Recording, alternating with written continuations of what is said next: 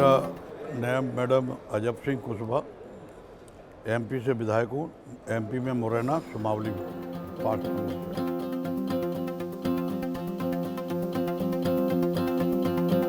Madam मेरा चंबल से लगा हुआ क्षेत्र है और चंबल की जो शुरुआत से जो लोग कहते हैं चंबल के बारे में कि वहाँ पे डकैत रहते हैं, वहाँ पे डकैतियाँ होती हैं, चोरी चपाटी होती है, वहाँ जरा सी बातों पे झगड़े होते हैं। मैं उस क्षेत्र से आता हूँ मैडम। चलो ये जब से राजनीति में सक्रिय हुए हैं, जब से मैडम आज चंबल को सिर्फ बदनाम किया जाता है, जबकि चंबल में हमारे कांग्रेस की सरकार रही काफ़ी दिनों तक, उसके बाद भाजपा भी रही। सभी दोनों ही सरकारों ने मिलकर पहले तो जो लोगों का भय था कि डकैतों का, वो भय को ख़त्म किया। आज सेना में जितने भी लोग भारत की रक्षा कर रहे हैं, उसमें सबसे ज़्यादा योगदान चंबल का रहता है, चंबल के क्षेत्रों के लोगों का रहता है। हर सेना में कहीं भी जाओगे आप, किसी भी भारत के छोर पे इंडिया के जहाँ जाओगे, वहाँ कोई ना कोई चंबल के देश की रक्षा में ज़रूर मिलेंगे। ये चंबल का इतिहास है।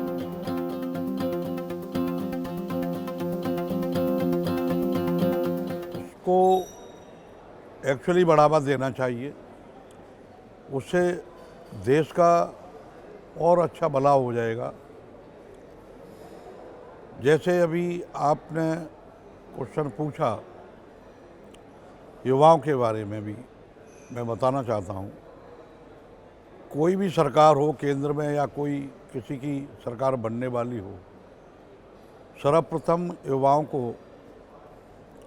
शिक्षा के साथ साथ, क्योंकि मैडम अगर पढ़े लिखे लोग जो राजनीति में आएंगे और एमपी एमएलए बनेंगे तो निश्चित रूप से इंडिया नंबर 1 पे आएगी विश्व में।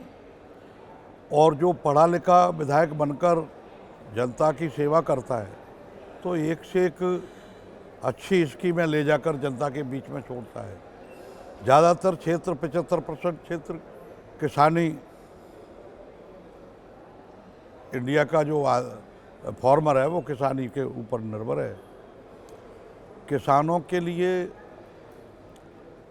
किसी भी कोई भी केंद्र में सरकार हो या मध्य प्रदेश में सरकार हो, ज़्यादा से ज़्यादा स्कीमें जो निकालते हैं, योजनाएं निकालते हैं, वो किसानों के फेवर की निकालना चाहिए, किसानों के हित की निकालना चाहिए।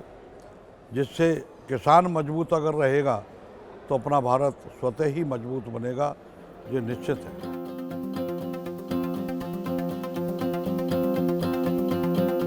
मैडम मैं पहला चुनाव बीएसपी पार्टी से, बहुजन समाज पार्टी से चुनाव लड़ा था।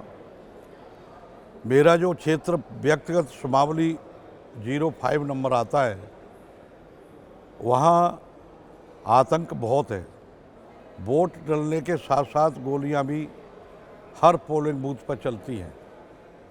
कई पोलिंग बूथों पर कई बार जनहानि भी हो जाती है, यानी कि आदमी ख़त्म भी हो जाते हैं।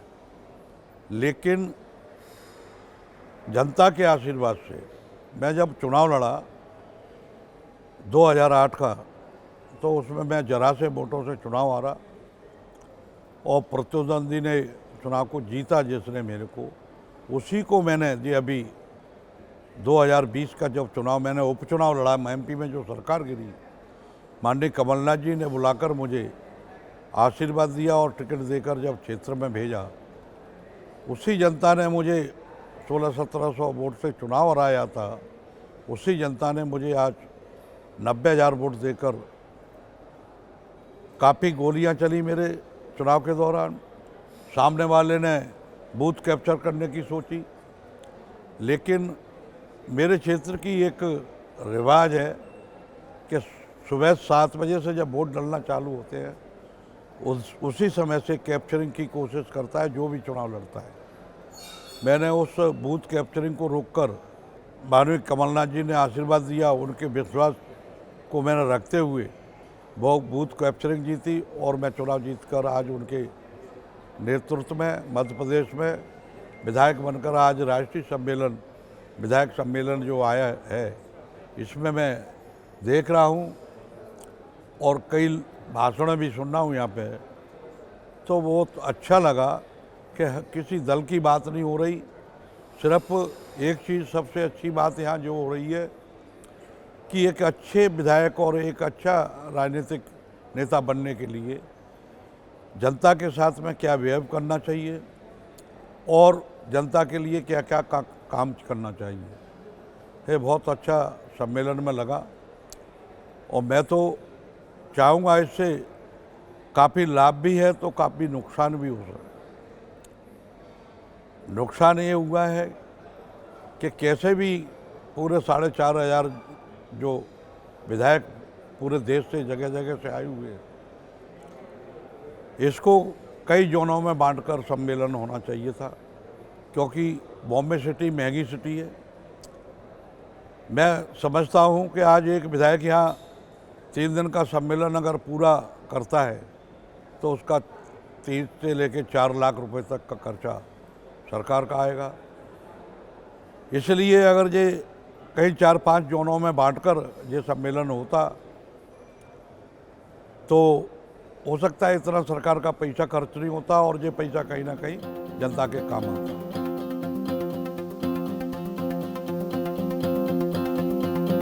मेरे आदर्श राजनीति के माननीय कमलनाथ जी है, पूर्व सीएम थे, बने थे मध्य प्रदेश में 2018 में। 15 महीने की उनकी सरकार चली और 2018 में भी मैडम मैं चुनाव लड़ा था, लेकिन भाजपा पार्टी से चुनाव लड़ा था और मैं करीब 6,500 वोटों से चुनाव हारा था भाजपा से।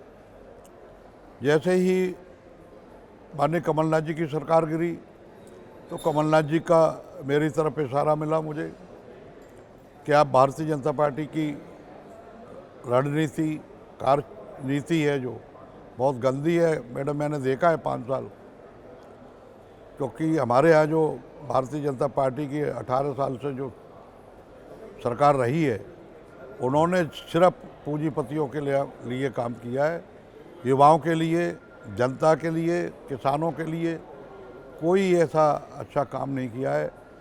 तो मेरे आदर्श माननीय कमलनाथ जी हैं और ये निश्चित रूप से मैं बताना चाहता हूँ कि 4 से 5 महीने बाद जो चुनाव मध्य प्रदेश के होने जा रहे हैं उसमें हम 150 से ऊपर सीट लाकर माननीय कमलनाथ जी को दोबारा सीएम बनाएंगे। और माननीय कमलनाथ जी इकलौते एक ऐसे नेता है जो हमेशा युवाओं के बारे में और किसानों के बारे में और रोजगार के बारे में बात करते हैं। उनका कन्वेंस जो रहता है वो भी अपने खर्चे पे ही करते हैं, तो उनका खुद के हेलीकॉप्टर है, चार्टर्ड प्लेन है।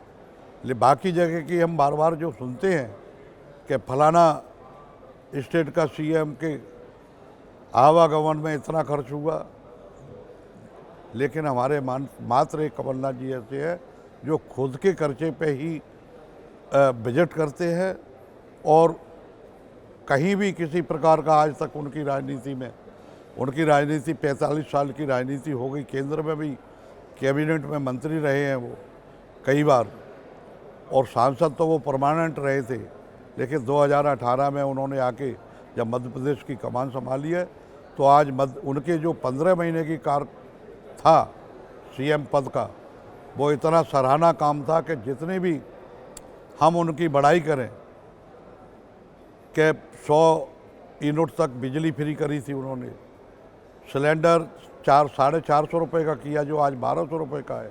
आज भी उन्होंने अपने वचन पत्रों में अगर कांग्रेस की सरकार मध्य प्रदेश में बनती है तो 500 रुपये में सिलेंडर देंगे।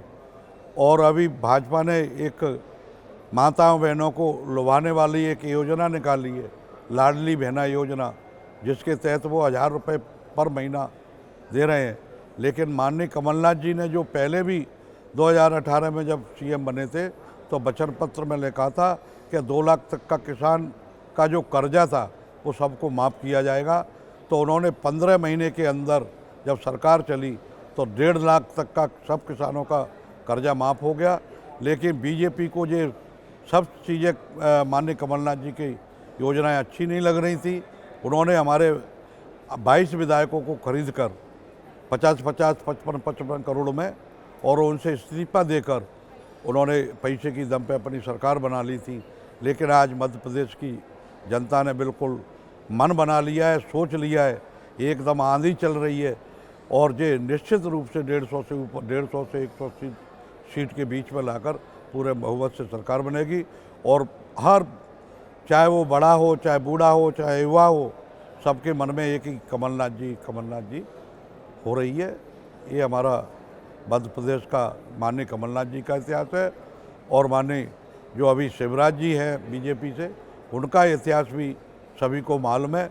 उनके वो झूठी घोषणा करने में भाजपा बहुत आगे है। घोषणाएं तो बहुत करती है लेकिन धरातल पे कोई काम नहीं किया। ये जनता के बीच में हमारे मध्य प्रदेश के अंदर तो कम से कम है।